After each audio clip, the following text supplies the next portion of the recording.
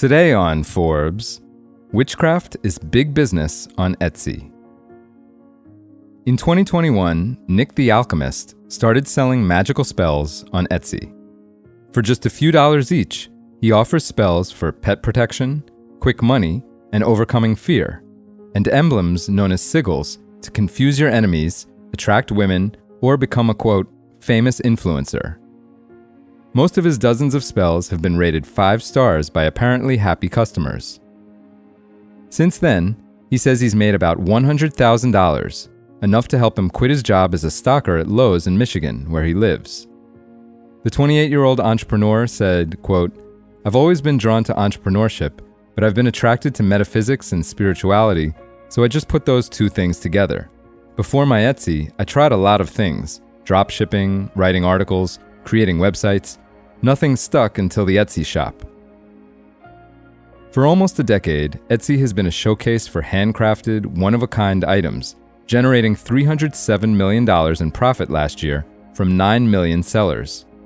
Its selection is as vast as the human imagination, featuring everything from tea cozies to, quote, human face pies. But alongside the custom pet portraiture and 6-foot plush giant squids are listings for something the platform has banned for nearly a decade: magical spells.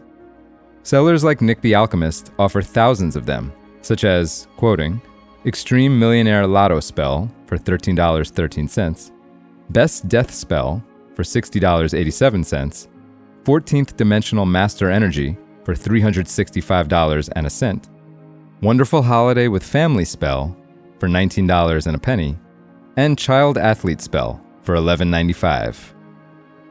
Etsy does not break out witchcraft and wizardry in its quarterly financials, but interviews with people who claim to practice it and some rough math suggest the platform has facilitated millions of dollars in spell sales.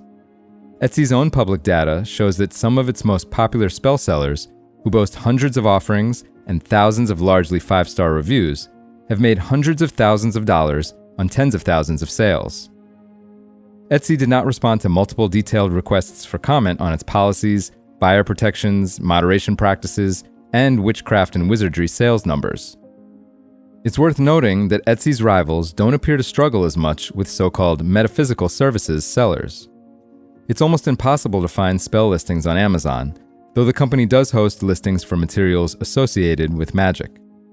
And while eBay has a few, it appears to be orders of magnitude less than Etsy.